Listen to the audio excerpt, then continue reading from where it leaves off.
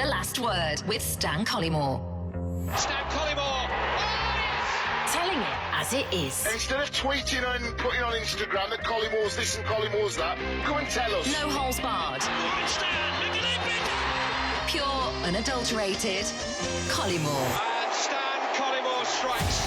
A happy Tuesday to one and all, and a very warm welcome to The Last Word with me, Stan Collymore. I'm flying solo today, but don't worry, apparently I've done it once or twice before. Every week we take a look back at the main talking points in the Premier League weekend.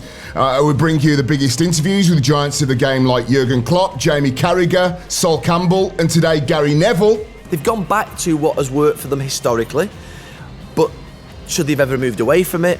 Should they have stuck with Van Gaal and said, no, we believe in this new route? Should they have stuck with Jose? What they seem to have done is essentially got to a roundabout, gone down one sort of pathway, then thought, I don't like that, come back to the roundabout again, then gone down another. Finishing off with the news from around Planet Football. This is The Last Word with Stan Collymore. Are you ready?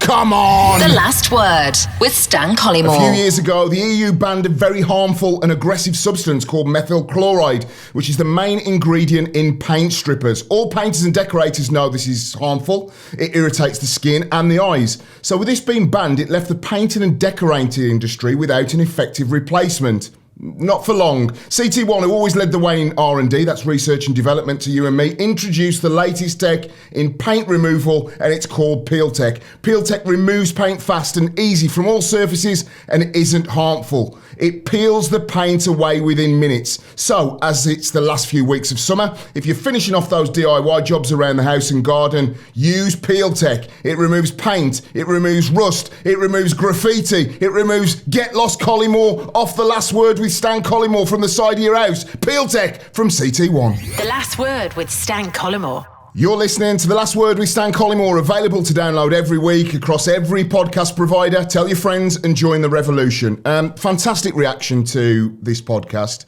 There are some very big ones out there. The cricket is very big at the minute. Wonderful that England are back in the Ashes. But in the podcast charts, we're even above some of the old classics like Test Match Special podcast and Tail Enders and what have you. So we're very, very chuffed that we've got your ears. We've got a great interview with Gary Neville coming up. We've got 10-15 minutes of him today and then the full 45-minute hit for you on Friday because the interview was so good. It's absolutely blown up on social media. He was very candid. He was very honest. He was very straight. I want to be straight with you. This for me is a massive opportunity to just be who I am as a broadcaster. Some of you don't like people that are blunt, that are very opinionated. Some of you love it. And that's the way I prefer to be. I'm sick and tired of watching television shows where it was like, yeah, it was a game of two halves and he was very good. Or analyst shows where there's lots of squiggles and lots of lines that confuse and bamboozle. We like to give you 45 minutes, 50 minutes, an hour of quality analysis. So, of course, what's going to be the big story through the season? VAR. Its implementation. It was always going to be Marmite. It was always going to be, some people were going to say, oh, it's football. If you can't do it on Hackney Marshes, then why should you do it in the Premier League? I fully understand that. I'm very much a traditionalist at heart. I played at every level of football from Sunday morning, Cannock Chase Division 7, not Division 1, Division 7, to the Premier League, a little spell in La Liga, a little spell with my nation, England, the Championship. So I think I know what I'm talking about. So when it comes to this next story, I saw an explosion on Twitter. David Silva, I was in Malaysia, I've just got back. Had a fantastic 4 days there doing punditry alongside Nigel Reo-Coker. Watch out for him, by the way. He's going to be an absolutely top draw pundit. Spoke very well. And Gary Stevens, the one that used to play for Tottenham, he lives out in Asia now. And so, of course, you're covering 3 games a day and you're analysing them properly and you get to stop and start and see the world feed and see everything that referees and assistant referees and Stockley Park, VAR people see.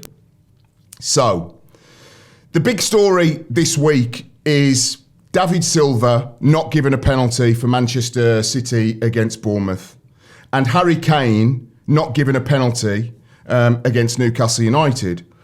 There's no coincidence here, folks. None at all. If you think about it, these are arguably, well, Harry Kane is the poster boy for English football.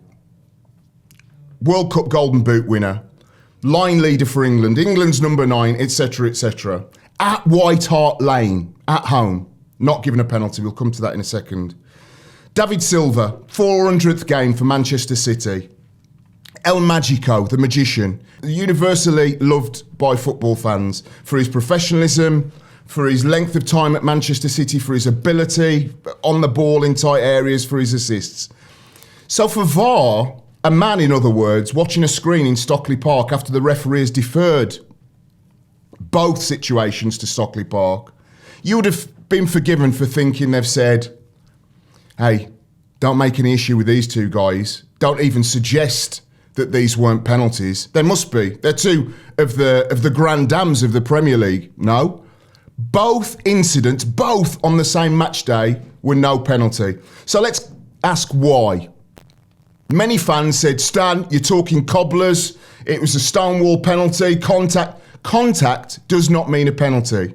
I'll repeat it. Contact does not mean a penalty. It's a contact sport. If there was a penalty or a free kick for every single time two players touched each other, we would have no game. So let's come to David Silva. He drives into the box. Yes, a defender catches him on the foot. But for me, it's been very simple for many years. If you knock somebody and it stops them from doing what they're trying to do, in other words, for David Silva to get a shot off, penalty. If he just catches you but you can continue on your way, no penalty. And actually, when it was deferred to VAR and Stockley Park, that's the decision that was made. The referees looked back 3, 4, 5, 6 times with a bank of guys around him and said, basically, did David Silva go down quickly, easily? And the answer was yes. And so I was jumping up and down in the studio saying, yes, come on, at last. The game is fighting back. So let's go to Harry Kane. He's in a situation with Jamal Lascelles, shoulder to shoulder. Lascelles knows he can't get to the ball. So Harry Kane, and I know because I've been in that position, cannot chase Division 7 to the Premier League, to La Liga, to the England international team, where I actually got a bollocking by Terry Venables against Brazil for not going down in the box. And I didn't, and I proudly didn't, and this is why it's important to me, is that Harry Kane, instead of taking the ball slightly to his right and getting the shot off and scoring the goal, in other words, treating us consumers, fans, to one of his specialities, goal scoring, he slowed down, he planted his foot, he leaned into Jamal Lascelles, which in itself should tell you was ridiculous. He leans into him and he goes down. It goes to VAR, and I thought, in the studio, Nigel Reo-Coker and Gary Stevens said, that's a pen, Stan. Everybody on Twitter, every journalist that's not played a meaningful game of Sunday football knew it was a penalty. But I'm telling you, as a professional footballer, as a professional striker, as an amateur striker that's been in that position many times, I'm telling you it's more difficult to go down in that set of circumstances than it is to stay on your feet. So we wait in the studio a minute. 90 seconds later, no penalty. And again, I jump up and I'm whooping and a hollering. 2 decisions on the same day. And I think this is VAR, this is the rule makers that are basically turning around and saying, we've had enough. We're not going to call out cheaters and divers. We're not going to get into people suing us for calling a player a cheat. We're just not going to give it as a penalty. I say the big story of the week, VAR, Harry Kane, David Silva got it absolutely spot on. Stan Collymore. Right, before we go into an analytical pundit and opinion view of the weekend's games, a question that basically struck out to me was this week, is the academy system in England now starting to churn out quality? Is the academy system across Europe starting to churn out quality? Of course, we pumped lots and lots of money into the academy system and we only saw Chelsea having a glut of young players that then were loaned out to Vitesse Arnhem or to clubs in Belgium, France, Italy, Germany. Max Aaron's Norwich City, lot of promise. Ben Godfrey, his central defensive colleague, learning by the week in the Premier League. Todd Cantwell scores a goal, backing up Pookie, Timo Pookie Party at Norwich City. Tammy Abraham, 2 goals. I've questioned him. Does he have the ability to score goals in the Premier League? Yes, he does. Harry Wilson, what about that for a free kick for Bournemouth against Manchester City? Mason Mount, a goal again at Norwich City. James Maddison, assist. Technically gifted, positive, and now getting opportunities. So I think that we all should be very happy that instead of these players being given great coaching, given great food, being taught to cook as they were at Chelsea and a lot of the... But trust me, at academies, they're taught general life skills, wonderful. But you know what? I want to see them be very good footballers, not on MasterChef in the next 5 or 6 years. So instead of these players going to 18 years of age, winning an FA Youth Cup, winning the UEFA Champions League Youth Cup, and then being loaned out, as I said, to get them in somebody's first team is absolutely sensational. I do wonder, I have to say, is this the death of the journeyman pro? At the end of my career, I retired at 30, which isn't very old at all. But I was kind of pimped around. I went from Leicester City, which I really enjoyed under Martin O'Neill, to Bradford City. And really, I should have retired before then, probably before 30. I was done. I was shot. I was finished. But I wonder now, a Bradford City in the Premier League, a Leicester City, of course, who are in the Premier League, going for younger, hungrier players from their academies that have had a really good schooling, rather than a journeyman pro like me at the end of my career, is great to see. So Max Aarons, Ben Godfrey, Todd Cantwell, Tammy Abraham, Harry Wilson, Mason Mount and James Maddison, I take my cap off to you.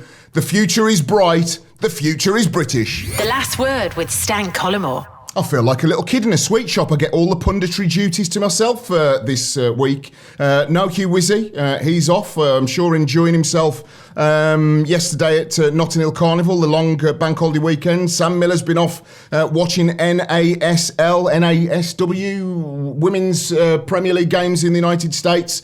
So it's down to me. And like I say, I think I've done it before. Let's start with Friday night football. The Babbies, Aston Villa versus Everton. Friday night football was back. The most played top flight fixture, the 202nd or might have been 203rd now, reiteration of this very old battle. Of course, both clubs founder members of the Football League. Another one, Bolton. I'll come to you in the news. Not happy at all. But it was Villa against Everton, 2-0 win. Wesley gets his first goal. I had a massive Twitter beef with Villa fans because I dared, after the first couple of games, to suggest that Wesley, and this is the truth, do you want the truth from somebody that's played in that position, or do you want everybody to say, oh, let's ignore the first couple of games. In the third game, he was fantastic, so that means that he's now going to be up and running. No, the first couple of games against Tottenham Hotspur and against Bournemouth, Wesley as a central striker didn't hold the ball up. To cut a long story short, I sent a couple of the Villa players, get him on the training ground, get him working on this, get him working on that. And he looked a different player against Everton. Not saying it had anything to do with me, but I know for a fact that they would have taken him on the training ground and told him to use his physicality, which is immense, to be able to use the basics of striking play to hold the ball up and bring other people into play. Villa were much more direct. They're much more aggressive than in the first couple of games. But Villa fans, some Villa fans don't like me at all. They think I'm not even a Villa fan. And that is their right. But there's no doubt in my mind that if Wesley you're going to get the best out of, you need to be able to use his physical attributes. A first big win for Aston Villa in the Premier League. I do have to say that the atmosphere at Villa Park is as loud as I've heard it in the Premier League for a long time, and the longest the best since I played against Atletico Madrid in the UEFA Cup quarter-final, which was absolutely rocking that night. Where do Everton fit into this? Well, Everton have actually kept a couple of clean sheets in their first couple of games. They did have plenty of opportunities, and I don't think there's anything too much to criticise and be over the top about. They had the lion's share of possession at Villa Park. They had the vast majority of chances. They hit the post.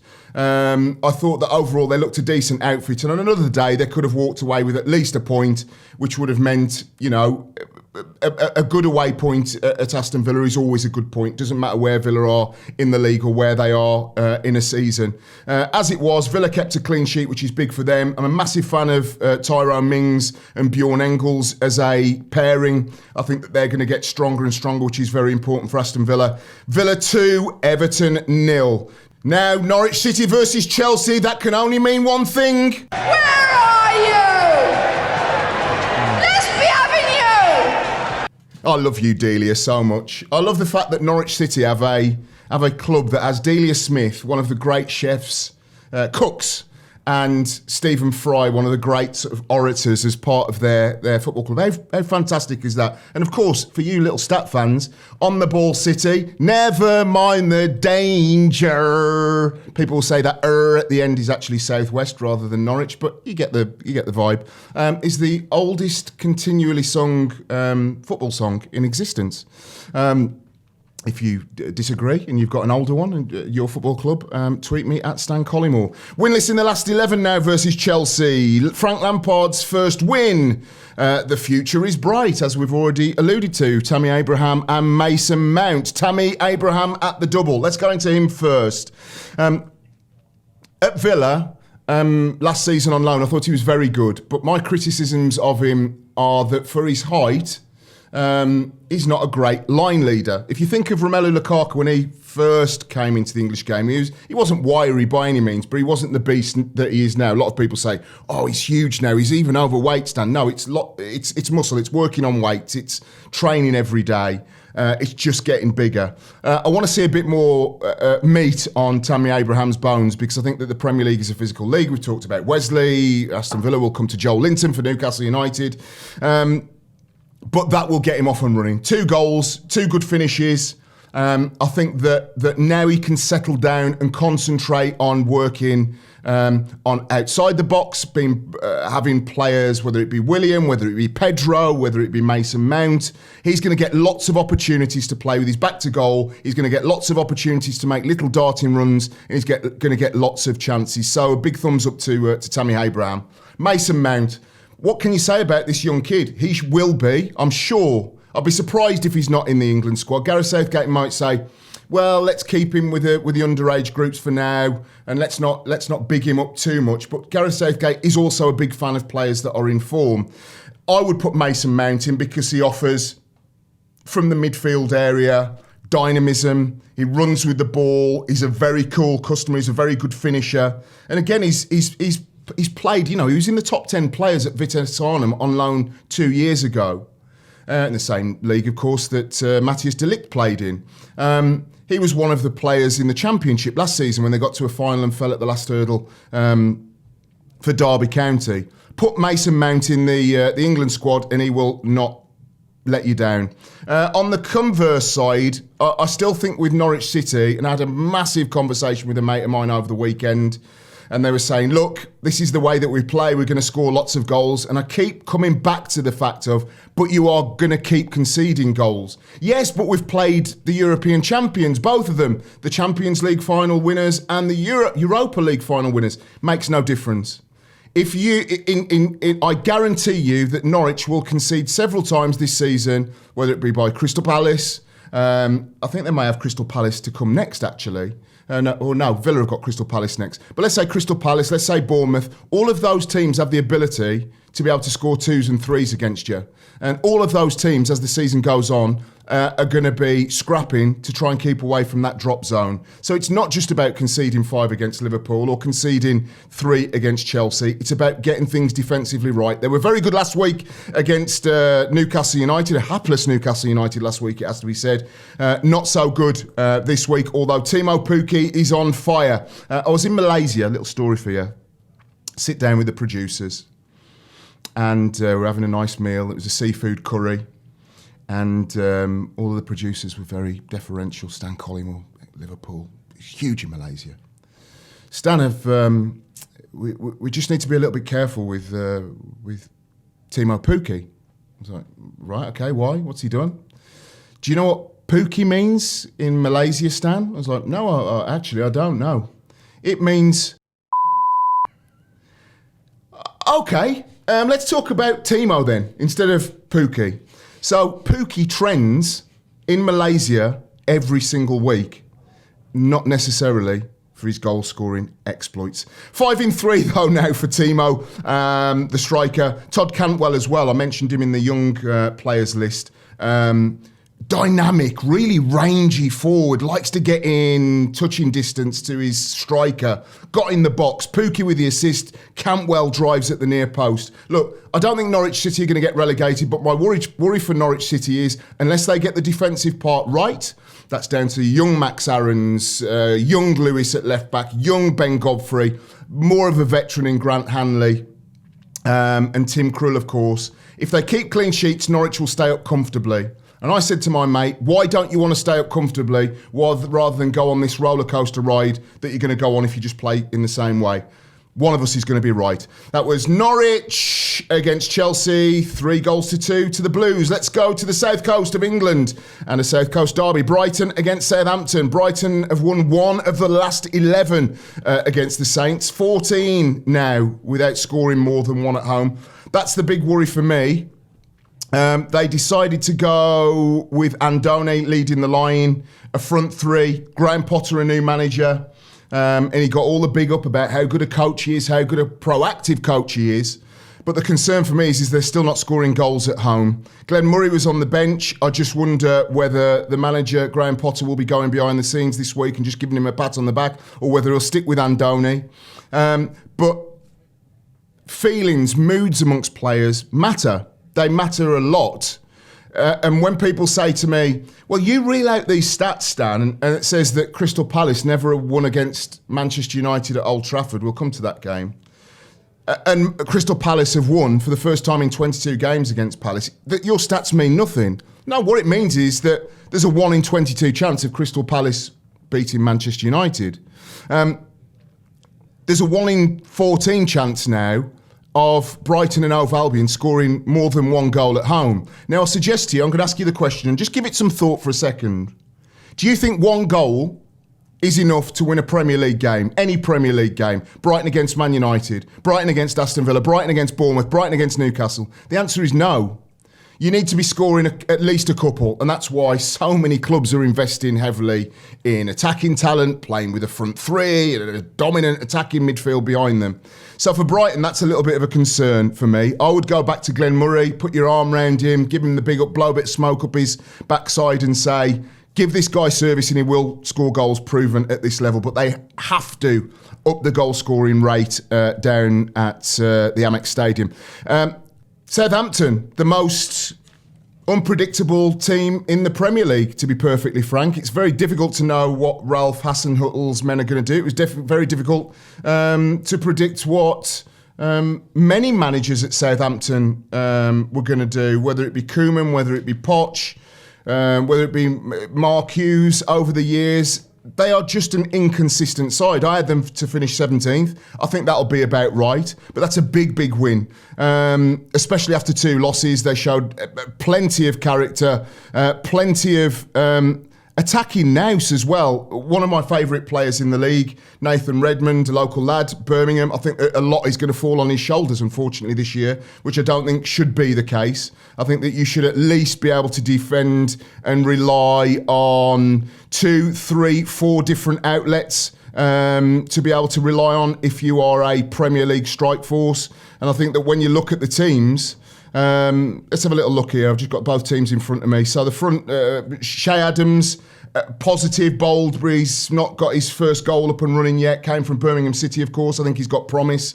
Danny Ings could have scored a winner against Liverpool recently, and obviously scored 1. Yes, they're a threat, but are Che Adams in his first season in the Premier League or Danny Ings going to get above 10 Premier League goals? Probably not. So that probably means James Ward-Prowse, huge for them this year. He has to be. And Nathan Redmond are going to come to the fore. So to see Redmond get a goal, I think is very important for Southampton and it will stand them in good stead. But I still have them to struggle so far this season. So for Brighton, need to score more goals at home. For Southampton, Life is like a box of chocolates, as Forrest Gump once said. You just don't know what you're going to get.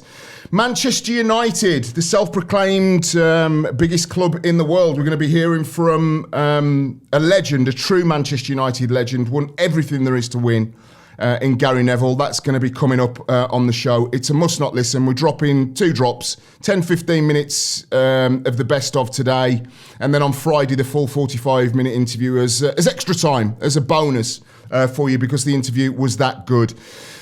Tail of the tape going into the game. Unbeaten, the Red Devils, in their last 22 against Crystal Palace. Manchester United, 22 shots, 3 on target. Discuss, Mr. Collymore. I will. Nowhere near good enough. Nowhere near ruthless enough up top.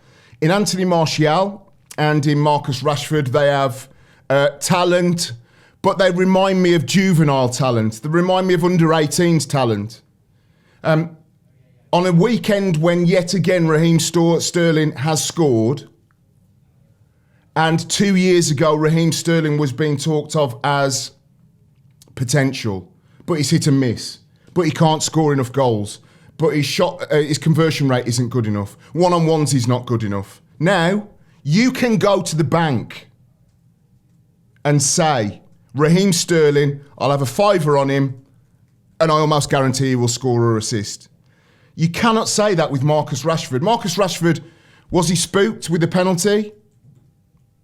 Missing a penalty, all the debate, all of the issues going around him, or Pogba? Yes, I'll probably suggest he was. He hadn't missed a penalty before that. Misses a penalty 3 days after it's the biggest story in world football. And Anthony Martial, he goes from moody little boy to being the real deal when he feels like it, but not this week. They should have put Crystal Palace to the sword. Benteke was dropped. Andros Townsend was dropped. They were lacking in confidence. They had lost their opening couple of games.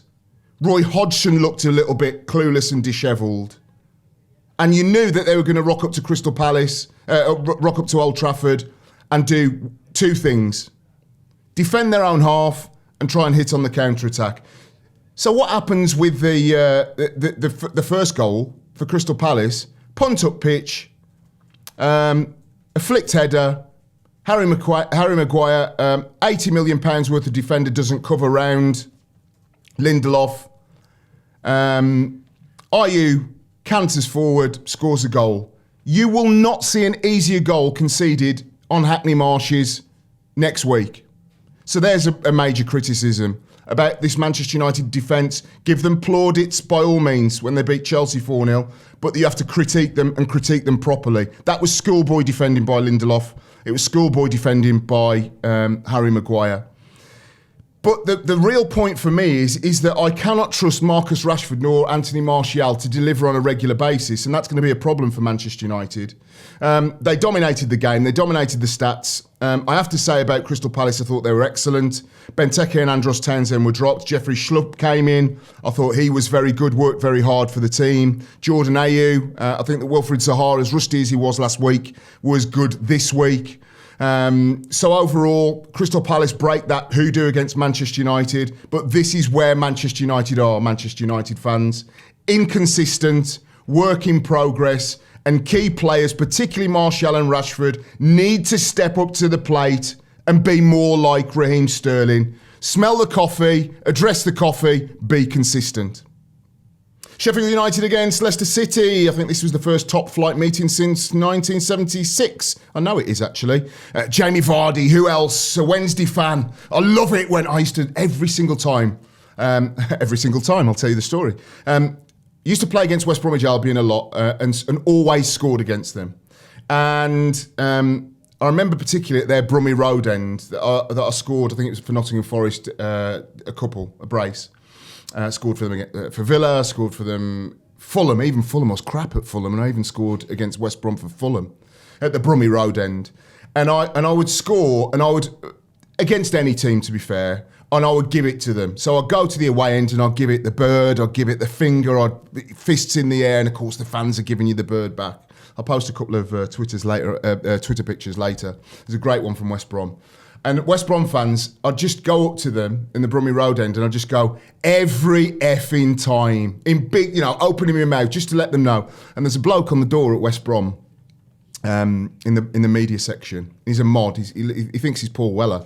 He's got that kind of that Paul Weller sort of semi-mullet kind of thing going on. And every time that I would go to the Hawthorns as a broadcaster, I'd get to the door and he'd just look at me and go, all right, Stanley, every effing time. Every effing time. So for Jamie Vardy, I'm sure there's a bit of deja vu for Sheffield United fans, a Sheffield Wednesday fan rubbing their noses in it. Puts blades to the sword. You see what I did there? Chris Wilder, not happy in his post-match comments, and I think rightly so. I think that when you come into the league, you expect a certain amount of effort. It is the Premier League. And he said, I'm not, the supporters clapping the players off, great, for a bit of effort. That's not what we're here for. We're here to show quality. And that's what I like about Chris Wilder. He's not one of these kind of tub-thumping Englishmen that rolls his sleeves up and says, well, if you can't give me quality, give me effort. He says, give me quality. They play with 3 central defenders that love to overlap. We've extolled the virtues of what they can do.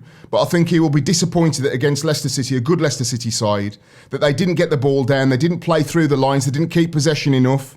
And if you don't against Leicester City, and I'm going to throw in a little hand grenade here, I think Leicester City have the best front six, not the most talented, the most balanced front six in the Premier League. And I'll tell you why. At Chelsea in the second half, they tore them apart. So Yuri Tielemans, ball player, great vision, great awareness. Hamza Chowdhury, another player that's going to get thrown into the mix with England if he keeps going. All you look at the minute is a big afro, and you think, who's this lad? Where's he come from? Fantastic physique, really loves to trundle forward, very direct. Dennis Pratt, he's a grinder. Professional players would call him a grinder. He works around everybody else, nicking little bits, turnovers to be able to give to better players. Jamie Vardy, no-brainer, runs in behind. James Maddison, no-brainer, number 10. He will get dragged into the England squad. And Ayoze Perez. Ayoze Perez actually has been the most disappointing out the lot so far, but it's a new team and he's bedded in. But they have the balance of pace, directness, travelling with the ball, a through ball. They have the best balance in the Premier League. So for Sheffield United, I think that Chris Wilder will be disappointed that he knew the best way to win that game was to keep the ball, and they didn't anywhere near enough. For Leicester City, it's simple. Go and be the best of the rest. Go and win a trophy.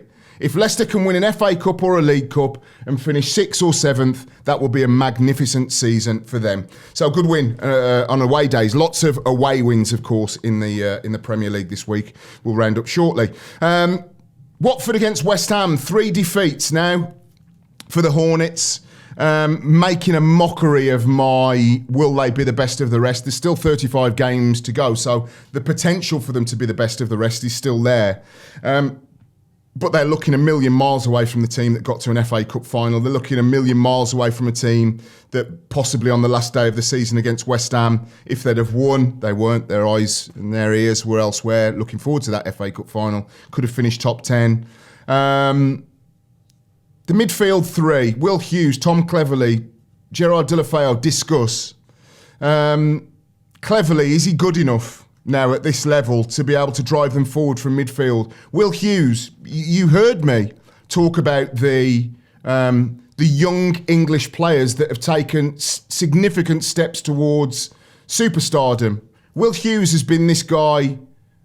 He's going to be the next big thing. He's going to be the next big thing. No, next season is going to be the next big thing. Will, I really think you're a top quality player. Now it starts to deliver week in and week out. And in Gerard Deulofeu, they've got a player that, if he's consistent, will create problems for anybody. But I think he was very disappointed. Who led the line this week? Andre Gray, another player I know, of course, because he's from the Midlands.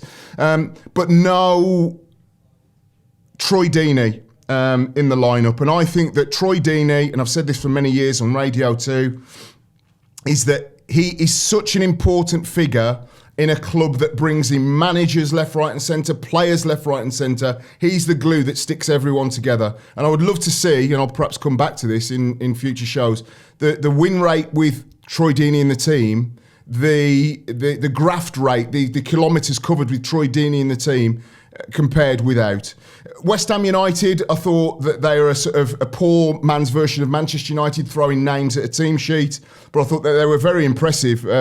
Sebastian Haller now with a brace, that's important. And again, we're starting to see all of the strikers getting off the mark, and we're now only on match day 3. I think that as a striker, when I used to go into a season, of course you want to hit the ground running, but once you get to 2, 3, 4 games, you're chasing it. You are really chasing it, because you think to yourself as a striker, you want to be scoring roughly. If you score in match day 1, you almost give yourself a break in match day 2. If you give yourself a mental and physical break going into match day 2, you're loose. So you might score again, and then on it goes. But when you start getting tight, haven't scored in match day 1, haven't scored in match day 2, haven't scored in match day 3, it starts to become a huge problem, and no more so than with strikers. So to see Haller get a brace, Aguero, Wesley, Joe Linton, Harry Kane all off the mark, Tammy Abraham off the mark, absolutely fantastic to see. So that's the first half of the Premier League review of match day 3. Liverpool v Arsenal, Bournemouth v Man City, Spurs v Newcastle, and Wolves versus Burnley coming up shortly. But next, the one and only Gary Neville. You will not want to miss this. The last word. CT1 is the number 1 sealant and adhesive in the UK. Their research and development department always looking for ways to make those trade and DIY jobs easier for you. As you may know, popular brands of paint removal were banned due to environmental issues. No problem for us at CT1. They've come up with an answer. It's called Peel Tech. In the past, paint strippers were quite aggressive. If you use them, you know, they'd burn your skin in many cases. The CT1 guys have developed an amazing solution to this problem. It doesn't burn, it just peels. Peels the paint away. That's Peel Tech from CT1. The last word with Stan Collymore. I am absolutely delighted to be joined by a man that we made our England debuts together. I only had 2 more caps after that. You had about 6,200 after it. Gary Neville joins us on the last word. Gary, great to see you. What are Manchester United at the moment, and what should they be moving forward? Manchester United historically have always had values and principles around attacking play, entertaining play, wide wingers, wide players, giving an opportunity to young players, buying the best Premier League or international players that play in the Premier League. I mean, Manchester United, I think, tried to sign you at one point when you were sort of, if you like, you know, becoming a really talented striker at Nottingham Forest. They tried to sign Alan Shearer, Paul Gascoigne. They got Paul Ince, Roy Keane, Bruce, Pallister. But underpinned with the class of 92, the 1937 having an academy prospect on the bench or in the matchday squad. Always underpinned by young players who had the heart and soul of the club within them, but also the best international talent and foreign talent mixed in as well to bring that what would be different type of culture, spirit to the team. So that's been the 3 areas that Manchester United have always had, but underpinned by values of attacking play and entertaining play. What they've allowed to happen since Sir Alex Ferguson retired is that they've gone basically with the coach-led values. So Louis van Gaal's philosophy and model is outstanding and had been brilliant for 25 years, but it didn't suit Manchester United. But it was coach-led recruitment. Jose Mourinho always been more of a physical type player profile. Bailly, Lindelof, Lukaku, Ibrahimovic, Pogba, all very physical players, strong, powerful, Premier League historic type players that you would say Jose would want. You go back to David Moyes, he signed Juan Mata and Juan Fellaini. One's a technical 5'8" player and one's a 6'4" player that's direct. So what they've allowed over the last 8 years is basically the tail to wag the dog and the coach to come in and basically drive the philosophy and recruitment. What they've now gone back to with Ole, who understands the historic principles and values of the club, is essentially emerging young British talent, James, Wan-Bissaka and Maguire. They've brought through Greenwood into the squad, McTominay, they've obviously got Rashford, Lingard. I mean, they started last week with 5 academy graduates on the pitch and 3 other English players. There was only Lindelof, Martial and De Gea that were actually international players. But the mix of that team was historically what Manchester United have been. So they've gone back to what has worked for them historically. But should they have ever moved away from it? Should they have stuck with Van Gaal and said, no, we believe in this new route? Should they have stuck with Jose? What they seem to have done is essentially got to a roundabout, gone down one sort of pathway, then thought, I don't like that, come back to the roundabout again, then gone down another. Right, why was that allowed to happen? Because I'm looking at a guy, and I've always been very positive when I've spoken about you, in terms of great former players giving something back to the club. Edwin van der Sar, that you know very well, Ajax, I go over to Brian Roy, a good friend of mine. I go over once a year, and you go into the Ajax de Toekomst Academy, and their philosophy is, you train here as a young kid, you learn here as a young kid, you do well for Ajax, we sell you, but someday you are going to come back and help this club. Yeah. I detect from you that there is frustration, and from a lot of Manchester United legends, that the club just literally a stone's throw away, haven't knocked your door and asked you to be a part of the process. No, if they haven't, why aren't you frustrated? Because I would be in your position. I'm frustrated as a fan with what's happened in the last 8 years, but not from a point of view of not getting the call to come and be part of the club. I'm more frustrated with the fact that they haven't had the courage or the convictions to stick with the plan that they've actually created themselves. So if what's happened is essentially, Sir Alex Ferguson, Manchester United never had a foreign coach, ever. So they appointed after Sir Alex Ferguson what would be a British coach who'd had a good solid Premier League career, just like they did with Sir Alex Ferguson in Scotland. They had an outstanding Scottish career. They'd done with Ron Atkinson, Dave Sexton. They'd appointed a coach that fit the mould of what Manchester United historically had appointed. Because it went so badly, they thought, we can't do it like this anymore. We have to be a modern club. We have to change. We have to appoint an international coach, and we have to appoint the best coach possible. So they then went with Louis van Gaal, and for 2 years, Louis van Gaal instilled his culture, his way of playing into the club, but then realised, well, to be fair, this is not Premier League football. This is not Manchester United football. However, we're panicking a little bit here. We've thrown 400 million at it already. We need guaranteed success now, and Jose's the man to give us guaranteed success. Jose comes in, and then that doesn't work. They give him a contract 6 months before they actually sack him, which is incredible. And essentially, my frustration is with the fact that if you're a leader of a football club, you have to stick to what you do. You're the one who creates the plan. You're the one who appoints the manager. And it's like a football player. If it's not going well for you, as a striker, and you're not taking your chances, or what you try and do is persist with what served you well over many, many years, knowing that it will come good eventually because you're doing the right things. If you don't believe you're doing the right things and you all of a sudden start doing different things, you then just can't see the wood for the trees. You're on the waltzer spinning, and you essentially can't make a decision. But isn't that where somebody at the football club, and I'm sure you're too modest to answer the question. Stan, I know, but Gary, there. I mean, you've got Sir Bobby Charlton, Sir Alex Ferguson, David Gill. They've got that many people who understand the principles. But if you're looking around Europe, though, it's like Bayern Munich's another club. I know you've spoken very positively about them, about how they've done things professionally over the years, and the team bus and the delivery of the team, very much an identity. Yeah. There doesn't seem to be any Barcelona, Pep Guardiola going through the system. Every club that rides the bumps of what professional football brings, new money clubs like Man City and Chelsea coming in to be more competitive, rise of old giants like Liverpool, is that they've always drawn on the experience of the people that got them there in the first place. Look, Stan, there's a number of things. First team performance should come at the heart of every decision made in a football club. First team performance. That is it. Now, that means if you're doing a commercial deal, if you're selling your tickets to fans, it's to create a better atmosphere so the team can win. If you're getting a commercial deal, it's so that you can get more money to support the team and ensure that we can be as competitive as possible. If you're building a training facility, it's so that you can have the best training facilities to encourage players to come, to give them the best environment for the team to win. So everything's got to be built around that, but also to create a perception. Manchester United own 40 acres around that ground there. This should be a Manchester United world. There should be a world of Manchester United. It should be a theme park. It should be residential. It should be commercial. It should be everything that sits within this area. The transport, you look over there, we're just looking out the window to the right, away from Old Trafford, and that's Media City. And what the developer has done over there is transformed essentially wasteland within Salford into something which is quite spectacular. Manchester United have an opportunity to go beyond football, education, opportunity, belief, employment, all the things that could happen. But essentially, everything should be coming back to making the first team better. I'll give you something extremely controversial that Manchester United fans might not like, but I'm going to say it.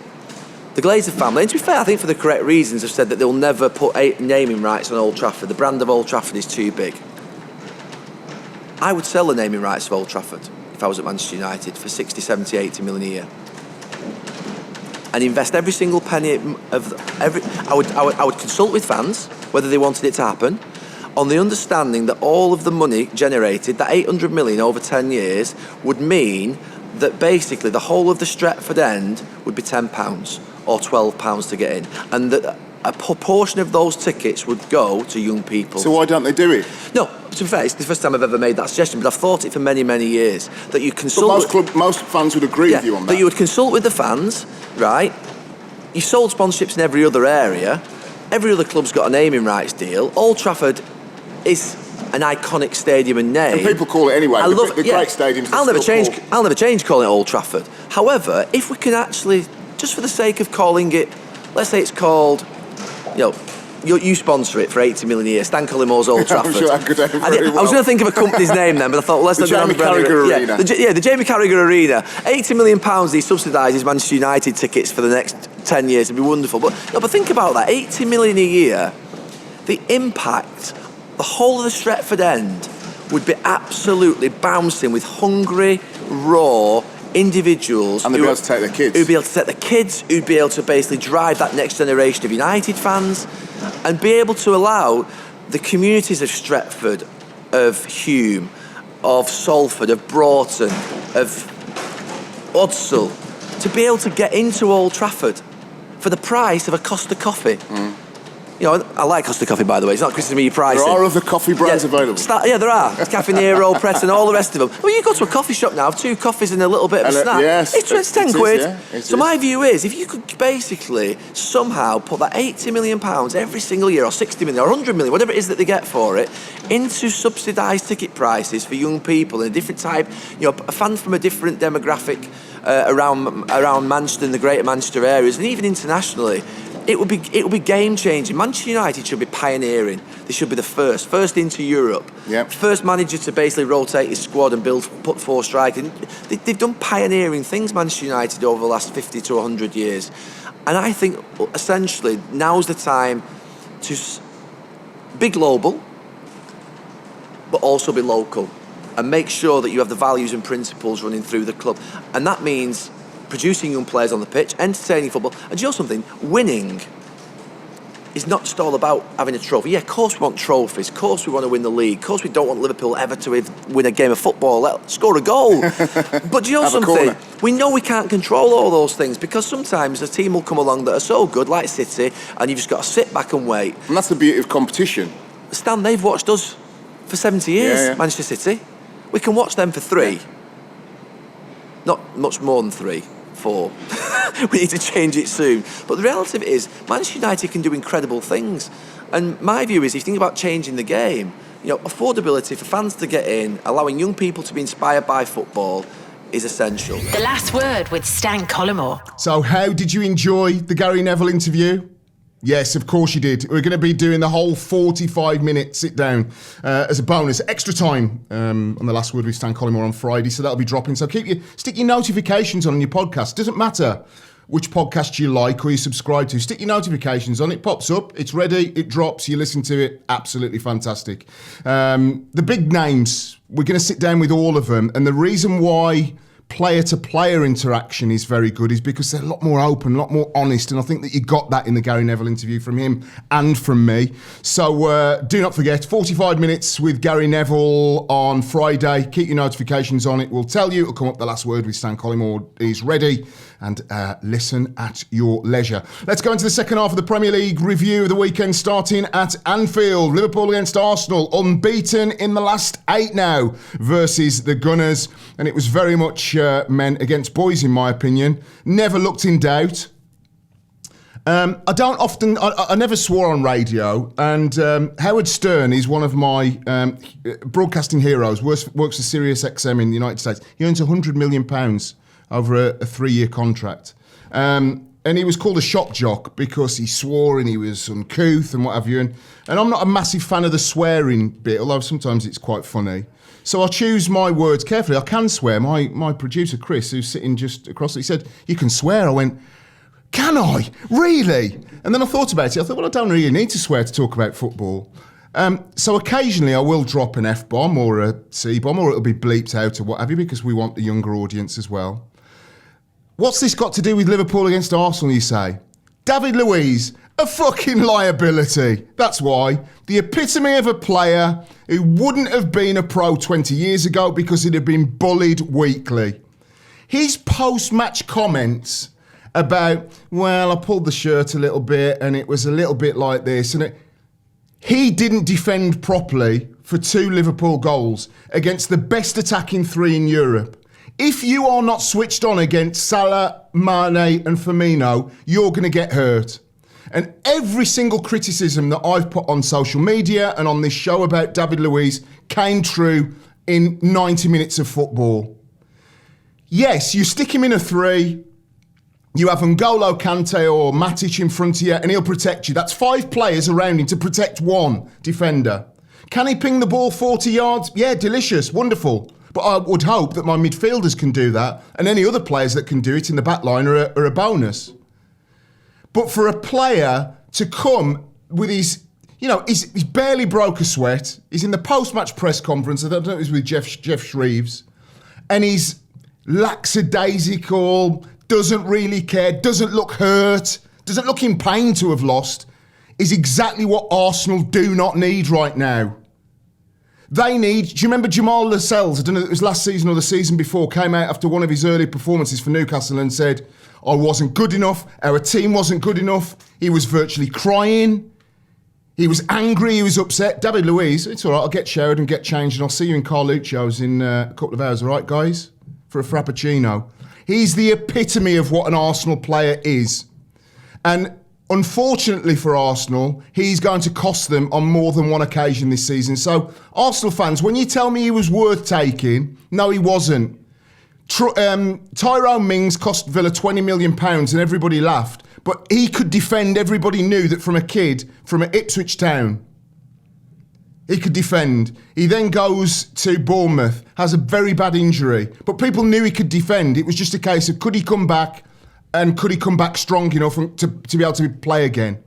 He's been magnificent for Aston Villa as a central defender. Bjorn Engels come from Club Bruges. Why weren't Arsenal looking at him for the same kind of money? 6, 7, 10, 15, 20 million. Now, open the front door. There's David Luiz walking down the road. We're Arsenal, there's Chelsea.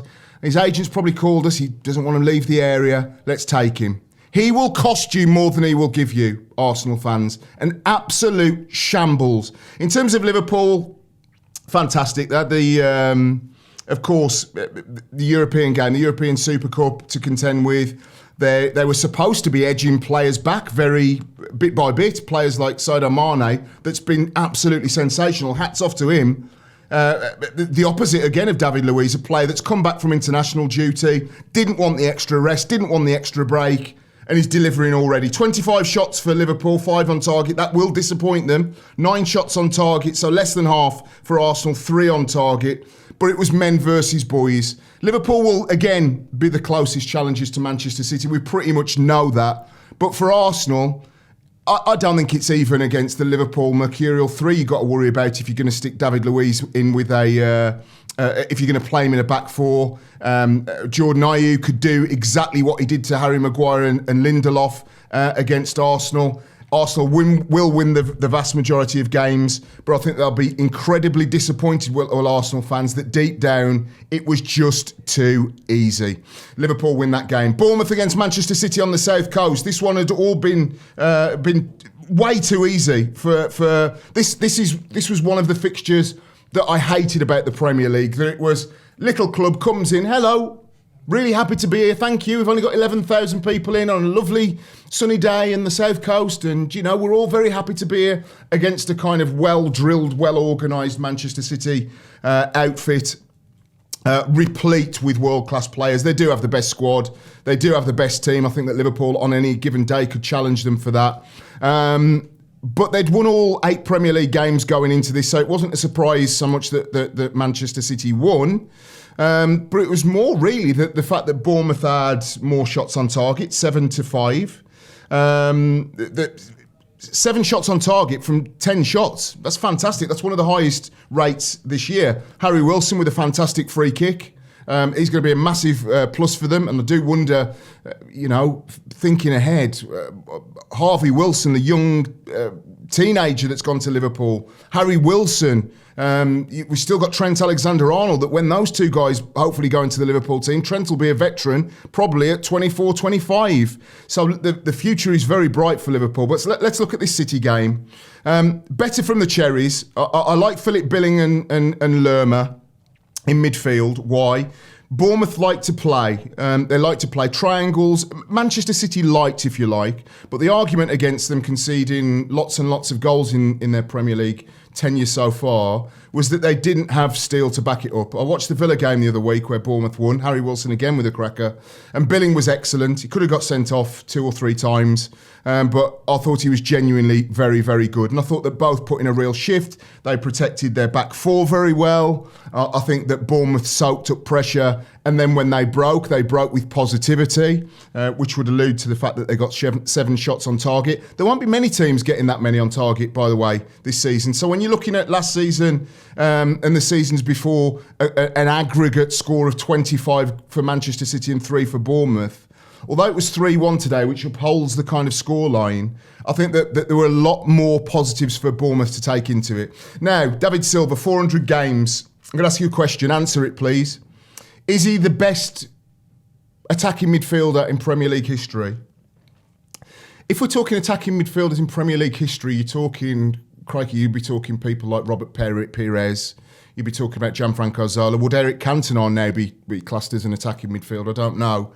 Rather than a striker. We've had so many players that have been able to sort of mix and match. I mean, technically, Sadio Mane and Mo Salah are attacking midfielders. They're not, I mean, they're generic forwards. I know what you're going to say, but they're not out-and-out strikers. I'm talking about people that create as much as they score. 400 games, rating him in the pantheon of Premier League greats. I think he comes in the bracket underneath Alan Shearer as the all-time goal scorer, comes underneath Thierry Henry as arguably the greatest player, comes underneath Cristiano Ronaldo that had a significant impact, comes underneath Wayne Rooney, but only just for me in that group of players. Had little injuries, little niggly injuries in recent seasons, but been pivotal in all of the success. So congratulations to David Silva, 400 games. Not quite for me in that ultra greats list, but certainly if they are A+, we're talking about Henry and Shearer and Cantona, we're talking about a very solid A for David Silva. Manchester City just keep on trucking. I know it was disappointing for them last week against Tottenham Hotspur, but Raheem Sterling gets on the score sheet. Sergio Aguero, will he get a golden boot? We didn't learn much about them, what we didn't already know. That they've got a fantastically deep squad. Rodri comes on to settle things down in the second half for Gundogan. No real negatives. The positives were that what we know is that a great consistency of performance. But actually I thought that Bournemouth, the real progress in this match this season was Bournemouth, the way that they've added steel to the substance, and hopefully it'll be a more steely Bournemouth to ally with the undoubted quality that they've got. Let's go into the last couple of games of the weekend. Spurs versus Newcastle, a shock on the cards at White Hart Lane. We've talked about Harry Kane and the penalty that wasn't given. I think it was absolutely spot on, as I've said. I think the referee got the David Silva one right at Bournemouth, and I think he got the Harry Kane one right, referring it over to VAR. They'd won their last 4 versus Newcastle United, but Newcastle United now 22 wins in the Premier League era against Spurs. That's only been equalled with the same amount of wins against Aston Villa. So Newcastle, we shouldn't be too surprised. They've got a very good record overall against Tottenham Hotspur. Spurs, let's discuss. They've conceded first in the last 3 games. I saw against Villa, a little bit stodgy. I was at the White Hart Lane for that game. A little bit stodgy. Little bit defensively naive. One ball over the top from Tyrone Mings. John McGinn scampers in behind Davinson Sanchez. I'll come to him very shortly. And finishes. The defending for the Joel Linton goal is as bad as you'll see. Picture in your mind's eye Christian Atsu. If you've seen the goal, you'll know. Christian Atsu sort of breaks, comes in 10 yards off the left flank, not far off being level with the 18-yard box. And I counted 1, 2, 3, 4, 5 seconds in the studio in Malaysia, analysing the game. Christian Atsu had 5 seconds to receive the ball, to pick his head up, to have a look, and then dink the ball over the top. Firstly, that means very poor pressure from Kyle Walker-Peters and the right-sided central defender, and also the defensive midfielders from Spurs. So are they fit enough? Are they sharp enough at the moment? That's a valid question. You don't give 5 seconds anybody in the Premier League. Anybody will hurt you given 5 seconds. So then he's lifted his head up, and if you look at Davinson Sanchez's positioning, Davinson Sanchez was done for the Villa goal. So this is where the criticism of their central defender is, and why, the situation with Vertonghen is important. Vertonghen and Alderweireld have a great relationship, a great partnership, clean sheets. Not so much with Davinson Sanchez in the team. Is that Davinson Sanchez is looking at Christian Atsu. So imagine I'm Joe Linton. I'm on the edge of the box, and I'm looking as to where Christian Atsu is going to dink the ball from my left-hand side. In striking school, you are told that once you see a central defender's number, I saw Davinson Sanchez's number 6. Clearly, just his back. If I'm Joe Linton, you've got him. Game over, done, dusted, good night nurse. Why? Because Sanchez cannot know now, as Atsu is about to dink that ball over the top, where Joe Linton, his striker, is. So what do? What do people, when you see John Terry or Rio Ferdinand doing punditry, they say, what you do is you stand, if you're Davinson Sanchez, side on. You are looking to your right, out of your right eye towards Christian Atsu, the kicker, and you are looking to your left to Joe Linton, having him in the corner of your eye to at least be able to know where he is and potentially affect, do I go with him, do I stay, what do I do? Davinson Sanchez was square on looking at Christian Atsu. And as a striker, and we had the full 360-degree pano camera, that Joe Linton saw a big shiny number 6 on the back of the Newcastle central defender, and he just went, please God, let this ball go over his head, and I am in. And that's what happened. Ball went over. He took a great first touch away from Danny Rose that was desperately trying to get back into the box, and dispatches a lovely finish. I thought that Almiron, Joe Linton, Longstaff, Lascelles were all excellent, which begs the question, if Newcastle was so good this week, why were they so poor last week? I just wonder if Steve Bruce has got in the dressing room and said, lads, I may get the sack, I may not get the sack, who knows? But you're playing for your careers, you're playing for a great club. Just go and put some pride into the shirt. Newcastle did that. If they play like that, they should be looking at 10th, 11th, 12th. If they play like they did at Norwich, welcome to the drop zone. Christian Eriksen, we don't know what's going to happen. I thought that when he came on, I thought the body language between him and Poch was awful. But Spurs need work. They need to get Eriksen sorted. They need to get Vertonghen sorted. They need some clarity of the situation with Poch. For me, I'd give him a 5-year contract tomorrow and absolute control over the buying and selling at the club. That obviously frustrates him. But in the short term, Spurs are going nowhere fast. And finally, Wolves against Burnley. Won the last top floor 4 flight games versus the Clarets. It's the reprise of the 1987-88 Sherpa Van final. 80,000 at Wembley between two clubs. I think they were both in the 4th division in those days. Euro hangover, I've got question mark in my comments and quotes. Yes, to a degree. 3 draws for Wolves now. Which is going to crack first, the Premier League or the European form? They played Torino in the week. They played 6 of the team that won in Turin. Rui Patricio, the goalkeeper, João Moutinho, legs aren't getting any younger. Jota, Jimenez, the 2 front men, Conor Cody and Bolly, 2 of the central defenders. It makes a difference. Travel to Turin, train, get up for a really big game. 3,000 Wolves fans following you to a proper football club in Torino. Come back, you've got the high of that. You then dip naturally, a couple of days after training, feeling a little bit, crikey, you've got to raise ourselves. Who we're playing? Is it United at Old Trafford? Is it Liverpool? It's Burnley at home. They're going to outwork us. They're going to graft. They're going to grind. Ashley Barnes has scored. Only Sergio Aguero and Sadio Mane have scored more. So it's going to be difficult for us. And they found it difficult. Scored a very late penalty, but crucially, the sign of a good time is not to lose. They scored that penalty very late on. I think that Wolves could just about manage to be the best of the rest and have a really good European run. But it's going to be touch and go. There's no doubt about it at all that 3 draws in their opening games. Wolves, yes, if your glasses are full, they're unbeaten. If your glasses are empty, they haven't won a game yet. But I think it will slightly concern Nuno Espirito Santo, that he's had to play 6 of his big hitters. He'll be glad that the international break comes up, but then he won't, because a lot of these guys are going to go off and join their international group. How will Wolves do this season? I'm still going to give them the benefit of the doubt. I'm still going to say best of the rest in the Premier League, and can go all the way to the final at the very least. Semi-final, quarter-final, easily for Wolves with the quality that they've got. But will it come at the price of a Premier League place or two? It remains to be seen. Next, the stats with Stan. Now on the last word with Stan Collymore, Stan's stats. Right, let's have a look through the stats this weekend. It doesn't mean everything, but it could allude to something for your club during the season. Only 2 home wins, Villa and Liverpool. Very interesting. Most goals scored, Chelsea, West Ham, Liverpool and City, scoring 3 apiece. I suppose the most interesting one there is West Ham. You'd expect City to score 3, you'd expect Liverpool to score 3, you'd perhaps even expect Chelsea to score 3, but West Ham going through the gears after a couple of difficult and disappointing performances in their opening games. Most shots in a game, shout it out, people.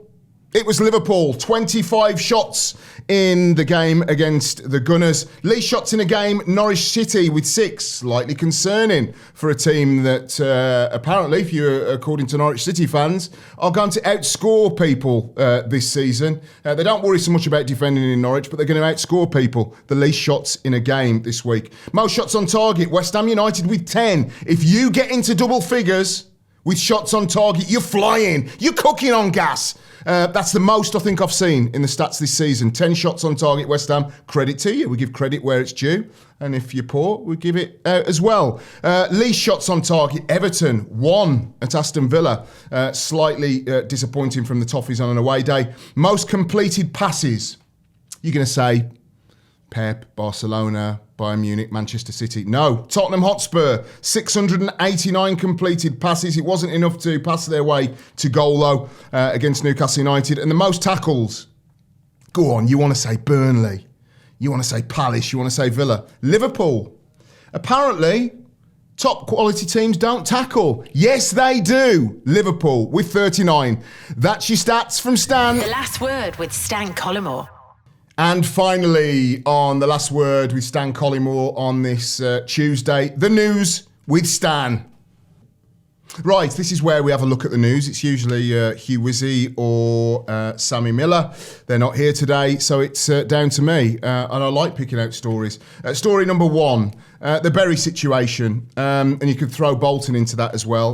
By the time today that you be getting this podcast around tea time, we get it turned round, it gets recorded in the morning. I'm in London, I'm at Canary Wharf, it's a beautiful sunny day, and then I head back north to Cannock afterwards. But by the time this comes out, 4 o'clock, 5 o'clock, Bolton may not be anymore.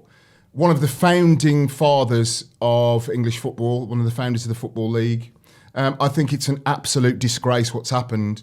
And unfortunately, you listening to this and I are equally as culpable. We all get very giddy when a very wealthy owner or somebody that pretends to have money comes into our football club and says, we're going to make you the next Manchester City. We don't do enough due diligence as fans to say, no, this guy has come from this country or from these shores, has a very dodgy record. We don't want them near our football club, and we're actually not going to let them in from day one. We let them in, we tweet them telling them how great they are and this, that and the other, and then the collateral damage means that a certain percentage of clubs have absolute rotters. Throw in Bury, throw in Bolton, and you have a situation whereby clubs that are 130, 140 years old may not exist by the end of today, may not exist by the time you hear my voice. So we all need to be careful what we wish for. Aston Villa have had several owners that I just think have just been ranked bad. Randy Lerner, Tony Gier. We've got 2 owners now that you don't hear of very often. But I'm very sceptical. I go into them saying, you have to prove to me, rather than going on Twitter, following on Twitter and saying, oh, you're great, we love you so much, thank you very much, waving stars and stripes or Chinese flags in the Holt End. It can end in disaster. Let's hope it doesn't for Bury or for Bolton Wanderers. Now, Ian Holloway, who I love, I've played against, I've worked with, and I know very, very well, but his IFAB ignorance. IFAB is the International Football Association Board. It is made up of the 4 home unions, Northern Ireland, England, Wales and Scotland. and FIFA. FIFA have 4 votes. That's the rest of the world. 209 associations have 4 votes. The home nations have 4 votes. So you need to have 75% of that vote to change a law. They make the laws, the IFAB, the home nations and FIFA. So FIFA want to bring in where you must wear a bandana into football, and FIFA use all of their 4 votes. They still need 2 votes from the home nations to pass. Likewise, the 4 home nations could pass. We want VAR to be used every 3 seconds during a game. FIFA could block that.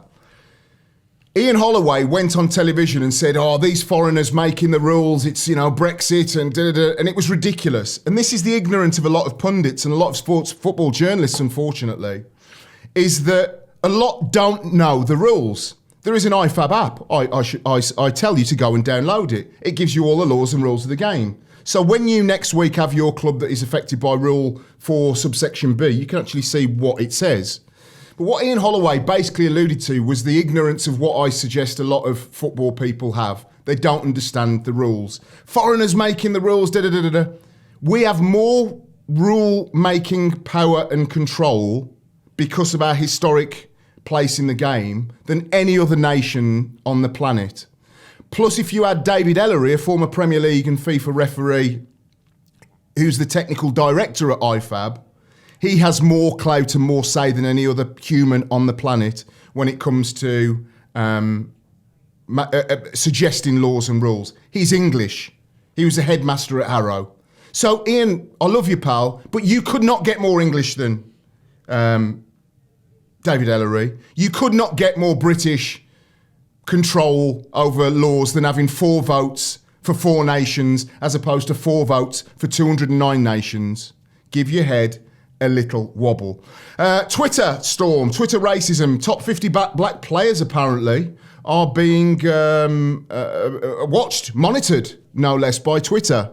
Absolute cobblers. What happens to player number 51 or 52 on that list? Do we just forget about them? What about ex-players like me that have been racially abused a number of times over the years and had to go to the police and had people nicked and arrested and charged and convicted?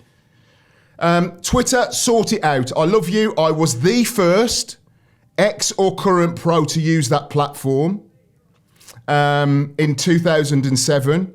And I used it because I wanted to ask you listening questions on radio shows. What do you think about the game? What are your opinions about the game? Because all I'd heard before that was people preaching, this is what you should think, this is what you should know. And then lots of players, lots of ex-players joined on and have been fantastic using the platform.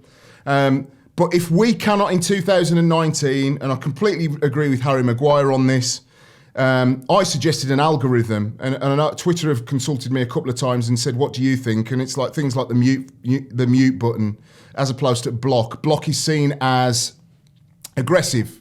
There were studies carried out that if you block somebody, that makes that person more likely to want to contact you and abuse you, or open a new account to do so. So muting, you can say whatever you like to me today, Joe Blogs 23 on Twitter, but if I mute you, I can't see it.